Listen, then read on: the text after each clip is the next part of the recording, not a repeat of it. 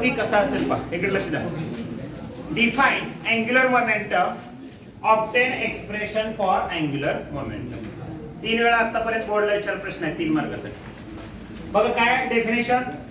Angular momentum of a body is defined as. आता body कसली आहे? साधी सुधी बॉडी आहे का? Rigid body. कसली बॉडी आहे? Rigid body. रिजिड बॉडी कोणाला म्हणायचं? Rigid body is a solid body in which interparticle distance is small or fixed, which cannot be changed by prolonged application of force. आता angular momentum of a rigid body is defined as product. It is the product. Product म्हणजे गुणाकार. कशा कशाला गुणाकार आहे? Product of its moment of inertia and angular velocity. The product of its moment of inertia and angular velocity is called as angular momentum. It is denoted by symbol capital L. Therefore, capital L is equal to formula काय मिळेल? I omega. I is called as moment of inertia and omega is called as angular velocity. Now, expression for angular momentum. Consider a rigid body rotating with constant angular velocity omega from the fixed axis of rotation O.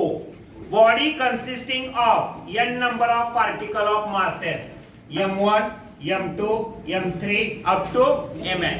They are situated at a distance r1, r2, r3 up to rn. Then body rotating with constant angular velocity omega.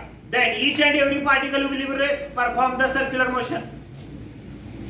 And P1, P2, P3 up to Vn be the linear velocity of each and every particle with constant angular velocity omega.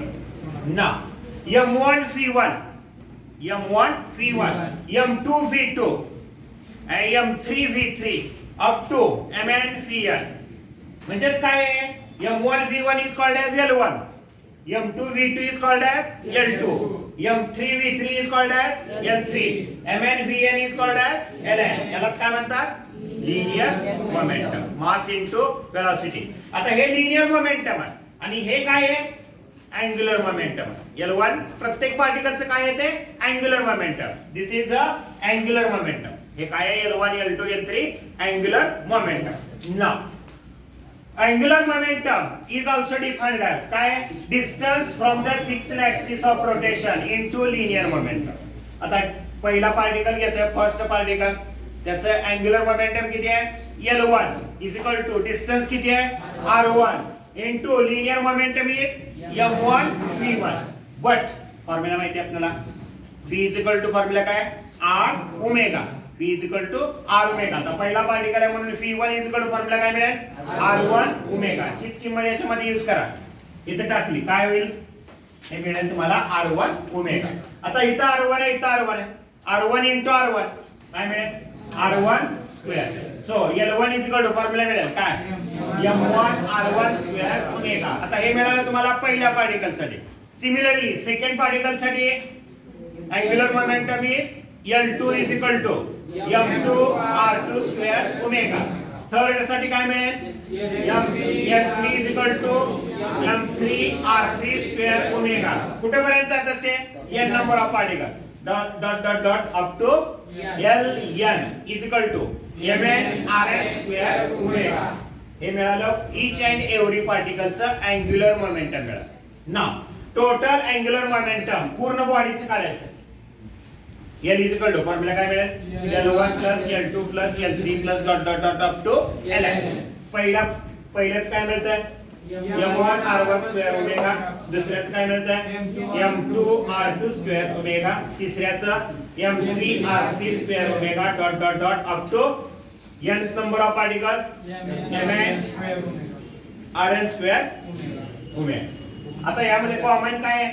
Omega is common for both terms. म्हणजे ब्रॅकेटच्या बाहेर इथं omega घेतलं. राहिलेल्या term सगळ्या कशामध्ये लिहिल्या? Bracket मध्ये लिहिल्या. म्हणजे L is equal to formula काय मिळाला?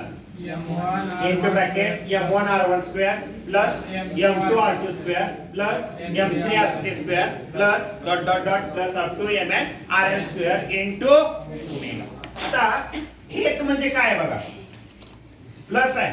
प्लस म्हणजे यालाच काय म्हणतो आपण, सम. कुठून कुठेपर्यंत आहे सम, 1 पासून n पर्यंत आहे. म्हणून i = 1 to n. म्हणजे हे कसं वाचणार, समेशन i = 1 to n. आता कुणाकुणाचा प्रोडक्ट आहे, मास आणि डिस्टन्सचा स्क्वेअरचा प्रोडक्ट. म्हणून कुठपर्यंत आहे, 1 पासून n पर्यंत आहे. म्हणून mi ri² कॉन्स्टंट ओमेगा आहे. म्हणजे फॉर्म्युला काय मिळाला, L = summation I = 1 to n mi ri² into omega. पण summation I = 1 to n mi ri² यालाच काय म्हणतात, I म्हणतात. I म्हणजेच काय, मोमेंट ऑफ इनर्शिया.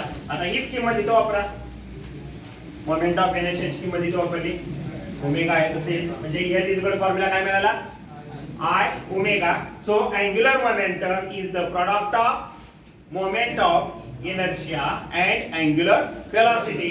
आणि हेच जर वेक्टर फॉर्म मध्ये लिहिलं तर तो फॉर्म्युला काय मिळतो, vector L = I dot omega factor. And this is the expression for angular momentum.